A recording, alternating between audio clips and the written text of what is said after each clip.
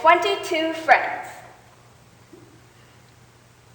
Yet I am lonely. I speak to all of them every day, but none of them really know me. The problem I have sits in the spaces between, looking into their eyes or at a name on a screen. I took a step back and opened my eyes. I looked around, and then I realized that this media we call social is anything but. When we open our computers and it's our doors we shut. This spoken word deals with the increasing integration of technology with our everyday activities and its takeover of some of our lives. Through these verses, the author challenges us to see beyond the tweets, the texts, and the constant distractions, and understand that all you really need to do is look up, by Gary Turk. All this technology we have, it's just an illusion of community, companionship, a sense of inclusion. Yet when we step away from this device of delusion, we awaken to see a world of confusion. A world where we're slaves to the technology we mastered, where our information gets sold by some rich, greedy bastard, a world of self-interest, self-image, self-promotion, where we share all our best bits, but leave out the emotion. We are at our most happy with an experience we share. But is it the same if no one is there? Be there for your friends, and they'll be there too. But no one will be if a group message will do.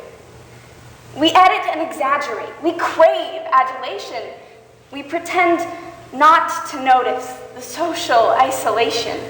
We put our words into order until our lives are glistening. We don't even know if anyone is listening.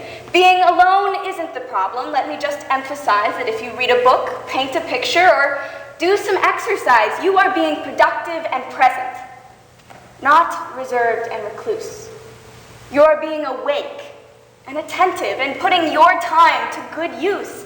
So when you're in public and you start to feel alone, put your hands behind your head, step away from the phone.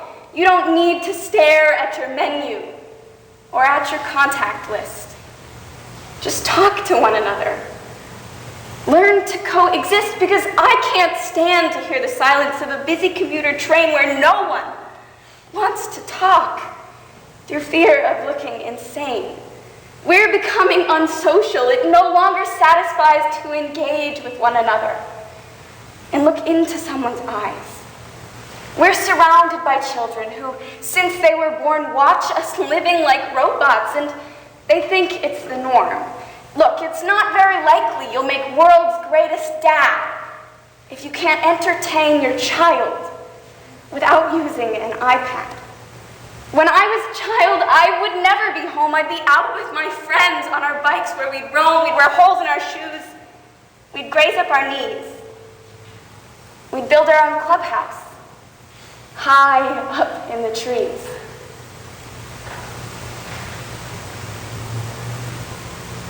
But now the parks are so quiet that it gives me a chill. I see no children outside, and the swings hanging still. There's no skipping, no hopscotch, no church, and no steeple. We're a generation of idiots, smartphones, and dumb people. So look up from your phone. Shut down the display, take in your surroundings, make the most of today. Just one real connection is all it can take to show you the difference that being there can make. Be there in the moment when she gives you the look that you'll remember forever as when love overtook. The time you first hold her hand, or first kiss her lips. The time you first disagree, but still love her to bits. The time you don't need to tell hundreds about what you've just done, because you want to share this moment with just the one. The time you sell your computer so you can buy a ring for the girl of your dreams who is now the real thing. The time you want to start a family, and the moment when you get to hold your baby girl and fall in love again. And the time she'll keep you up at night and all you want is rest. And the day you wipe away your tears and watch your baby leave the nest. But someday she'll return with a boy for you to hold, and he'll call you grandma and make you feel real old. The time you take in all you've made just by giving life attention, and how you're glad you didn't waste it looking down at some invention. The time you hold your wife's hand and sit down beside her bed, you tell her that you love her, lay a kiss upon her head.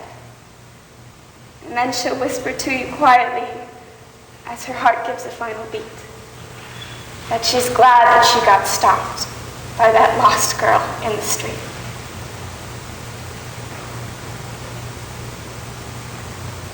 But none of this ever happened. You never had any of this. If you're too busy looking down, you don't see the chances you miss. So look up from your phone. Shut down the display. We have a finite existence, a set number of days. Why waste all our time getting caught up in the net? As when the end comes, nothing is worse than regret.